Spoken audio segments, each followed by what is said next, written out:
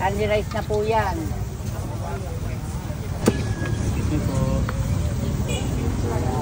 Ito, hindi to chicken. Chicken ang tawag dito. Chicken. Diwata chicken. Yan. Tama si madam. Si madam perfect ka agad. Laki yan. Laki nga eh. Malalaki siya. Wow.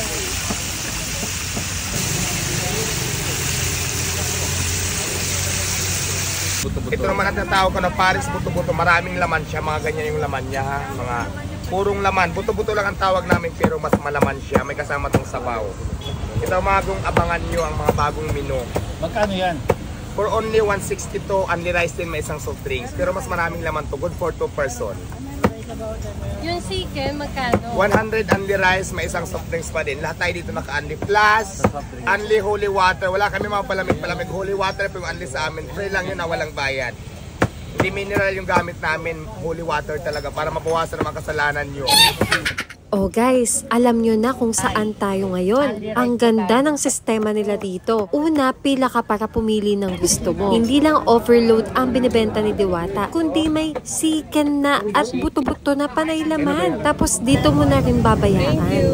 Ito yung stop na ipapakita na para maklaim mo yung, ayun, yung soft drinks. Yes. Claim na po namin yung soft drinks. Sige.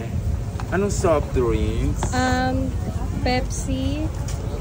At Pepsi dalawang saka Pepsi 7 Up. at saka isang 7-Up. Sige po. Ito na yung 7-Up mo. Ay. At ito na yung dalawang Pepsi mo. Sige na. Sige na po. Thank you. Ito pa. Thank you. Next station, dito yung sabaw. Magkaiba ang sabaw ng Paris at buto-buto ha. And next station, dito kinukuha yung kanin. Siyempre, kinuha ko na ang lahat ng nasa menu ni Diwata. Ang buto-buto, overload Paris, at Diwata chicken. Hello, nandito tayo kay Diwata at kilalang kilala ito sa kanilang overload. Tapos meron silang bago dito na bulalo. At ang chicken ni Diwata. Chicken daw to ah. Tignan mo, napakalaki oh. Unahin muna natin itong overload. Lagyan natin ng bawang. Spring onion. At sili.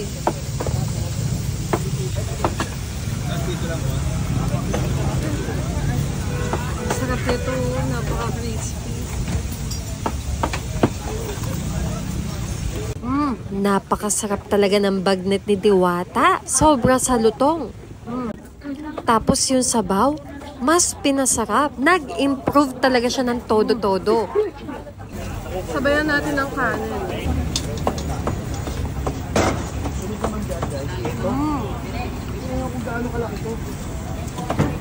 Inom muna tayong soft drinks. Next, tikman natin itong pinagmamalaki ni Diwata, ang kanyang fried chicken.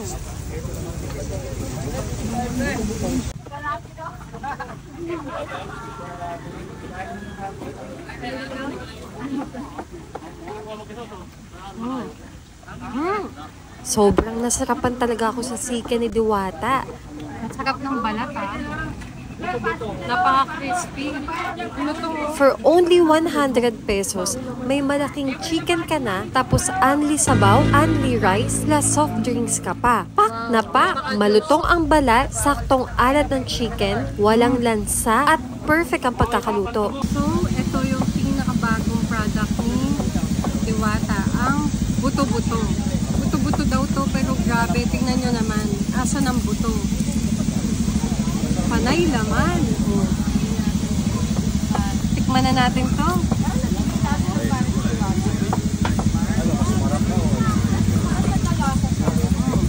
Buto-buto, pero ito lang yung buto niya.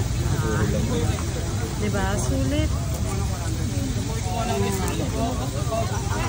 Etong buto-buto na panay laman, lasang bulalo. Mapaparami ka ng kanin dito. Malambot ang laman at napakamalasa. Malasa siya. Tsaka malambot din yung laman. Dito tayo. Ito na. Mapaparami yung kanin mo dito. Lagyan natin ng sabaw yung kanin. Sarap yung sabaw.